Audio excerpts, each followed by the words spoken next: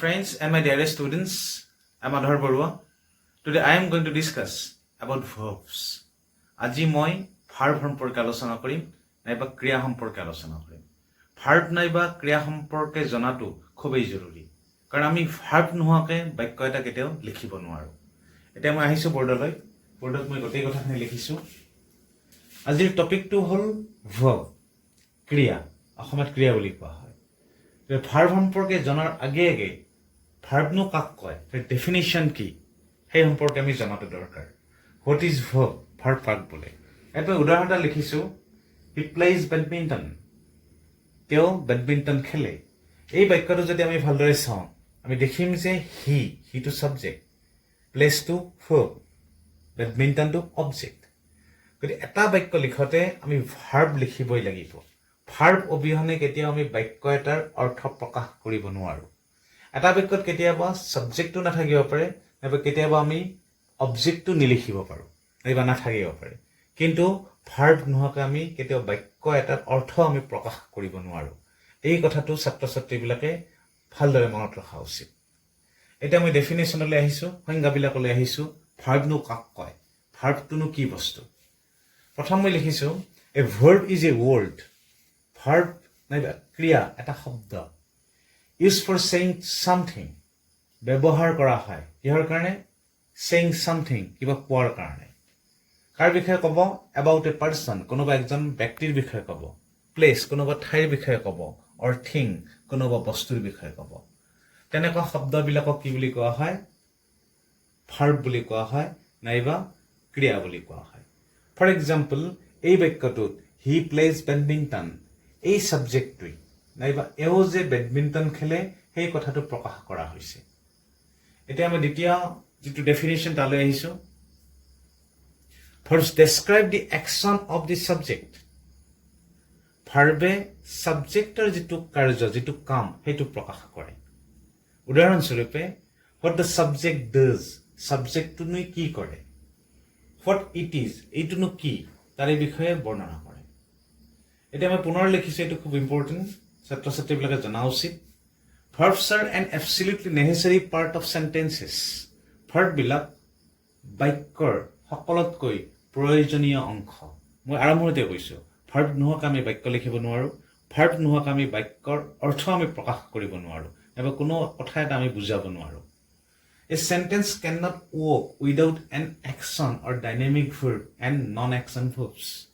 A sentence cannot work, বাক্যতে একো কৰিব নোৱাৰে, একো অৰ্থ প্ৰকাশ কৰিব নোৱাৰে, without an action or dynamic verb, এটা action নাইবা dynamic verb নোহোৱাকৈ, নাইবা non-action verb নোহোৱাকৈ। Ultimately, verb নোহোৱাকৈ বাক্যই কোনো অৰ্থ প্ৰকাশ কৰিব নোৱাৰে। কিন্তু ইয়াত মই দুটা শব্দ লিখিছো, action or dynamic verb, আৰু এটা লিখিছো non-action verb। গতিকে আল্টিমেটলি আমি গম পালো যে ভাৰ্বৰ দুটা ভাগ আছে। এটা ভাগক একশন ভাৰ্ব বুলি কোৱা হয়, নাইবা ডাইনামিক ভাৰ্ব বুলি কোৱা হয়। আনটো ভাগক নন একশন ভাৰ্ব বুলি কোৱা হয়। গতিকে আমি নাইবা ছাত্ৰ ছাত্ৰীবিলাকে ধুনীয়াকৈ জনা উচিত what is action verb and what is non action verb. মই এতিয়া উদাহৰণ লিখিছো কেইটামান, তেতিয়া ছাত্ৰ ছাত্ৰীবিলাকে উদাহৰণবিলাক চালে ধুনীয়াকৈ বুজি পাব। Example of action or dynamic verbs. Action নাইবা ডাইনামিক ভাৰ্বৰ উদাহৰণ কেইটা এইটো, throw', play, catches, run, laugh, etcetera. মোৰ বিশ্বাস ছাত্ৰ ছাত্ৰীবিলাকে বুজি পাইছে। থ্ৰ', কিবা এটা যদি বস্তু দলিয়াই দিয়া যায়, throw', action. Run, action. Catches, যেতিয়া ক্ৰিকেট খেলো কেটছ ধৰো, কেটছ, একশ্যন। গতিকে সেইকাৰণে এনেকুৱা ভাৰ্ববিলাকক, এনেকুৱা শব্দবিলাকক একশ্যন ভাৰ্ব বুলি কোৱা হয়, নাইবা ডাইনামিক ভাৰ্ব বুলি কোৱা হয়। এতিয়া কোনবিলাক নন একশ্যন ভাৰ্ব, মই এতিয়া উদাহৰণ লিখিছো। Example of non action verbs, উদাহৰণস্বৰূপে look, smell, feel, sound, taste, etcetera. এই শব্দকেইটা এইকাৰণে নন একশ্যন ভাৰ্ব, কাৰণ এই শব্দকেইটাৰ লগত ন' ফিজিকেল এক্টিভিটি, ইয়াতে শাৰীৰিক যিটো কাৰ্য, শাৰীৰিক কাৰ্যটো জড়িত হৈ নাথাকে। সেইকাৰণে এনেকুৱা ভাৰ্ববিলাকক নন একশ্যন ভাৰ্ব বুলি কোৱা হয়। ভাৰ্ববিলাকক পুনৰ আমি দুটা ভাগত ভাগ কৰিব পাৰো। verbs are also divided in two parts. প্ৰথমটো হ'ল ৰেগুলাৰ, দ্বিতীয়টো হ'ল ইৰেগুলাৰ। গতিকে ছাত্ৰ ছাত্ৰীবিলাকে ৰেগুলাৰ ভাৰ্ব সম্পৰ্কে আৰু ইৰেগুলাৰ ভাৰ্ব সম্পৰ্কে জনাটো খুবেই দৰকাৰ। আৰু যেতিয়া ছাত্ৰ ছাত্ৰীবিলাকে গম পাব ডিফাৰেঞ্চটো, what is regular verb and what is irregular verb, তেতিয়াহ'লে ছাত্ৰ ছাত্ৰীবিলাকে সেই ভাৰ্ববিলাকৰ পাষ্ট ফৰ্ম নাইবা পাষ্ট পাৰ্টিচিপল ফৰ্মবিলাক অতি সহজতে মনত ৰাখিব পাৰিব। আৰু মনত ৰখাৰ যিটো কীৰ্তি, যিটো টেকনিক, কৌশল, সেই কৌশলটো এতিয়া মই কৈ আছো। প্ৰথম মই উল্লেখ কৰিছো ৰেগুলাৰ ভাৰ্ব। মই লিখিছো ইয়াত ৰেগুলাৰ ভাৰ্বৰ কথা। কোনবিলাক ভাৰ্ব ৰেগুলাৰ? যিবিলাক ভাৰ্বৰ লগত সাধাৰণতে ডি নাইবা ইডি যোগ হৈ পাষ্ট নাইবা পাষ্ট পাৰ্টিচিপল ফৰ্ম গঠন হয়, তেনেকুৱা ভাৰ্ববিলাকক আমি কি বুলি ক'ব পাৰোঁ? ৰেগুলাৰ ভাৰ্ব বুলি ক'ব পাৰোঁ। তাৰোপৰি মই এটা পাৰ্চেণ্টেজ এটা লিখিছোঁ। ৰেগুলাৰ ভাৰ্বৰ পাৰ্চেণ্টেজৰ সংখ্যা 97%, প্ৰায় 97। ডেট মিনছ আমি বেছিকৈ ডিক্সনাৰীত, অভিধানত সাধাৰণতে কি পাওঁ? ৰেগুলাৰ ভাৰ্ববিলাক আমি বেছিকৈ পাওঁ। নাইবা আমি যেতিয়া পেপাৰ এখন পঢ়োঁ, নাইবা এটা প্ৰ'জ পিচ এটা পঢ়োঁ, কিতাপ এখন যদি আমি পঢ়োঁ, ইংৰাজী কিতাপ এখন যদি পঢ়োঁ, তাতো আমি ৰেগুলাৰ ভাৰ্ববিলাক আমি বেছিকৈ পাওঁ। পিছত মই পেপাৰ নাইবা মেগাজিন দেখুৱাই দিম ছাত্ৰ ছাত্ৰীবিলাক, তেতিয়া ছাত্ৰ ছাত্ৰীবিলাক খুব ধুনীয়াকৈ বুজি পাব। গতিকে ৰেগুলাৰ ভাৰ্ববিলাক যেতিয়া আমি পাষ্ট পাৰ্টিচিপল নাইবা পাষ্ট টেন্সলৈ ৰূপান্তৰ কৰিব লগা হয়, তেতিয়াহ'লে ডি নাইবা ইডি যোগ দিলে কি হৈ যায়? পাষ্ট নাইবা পাষ্ট পাৰ্টিচিপল হৈ যায়। আমি কেতিয়া ডি যোগ দিম? যদি প্ৰেজেণ্ট ফৰ্মত ভাৰ্বটোৰ লগত অলৰেডি ইটো, ইতিমধ্যে ইটো যদি সন্নিৱিষ্ট হৈ থাকে, আমি ডিটো লগাই দিলে হ'ল। যদি ইটো নাথাকে, ইয়াত ইটো নাই, সেইকাৰণে সকলোতে কি হৈছে? ইডি।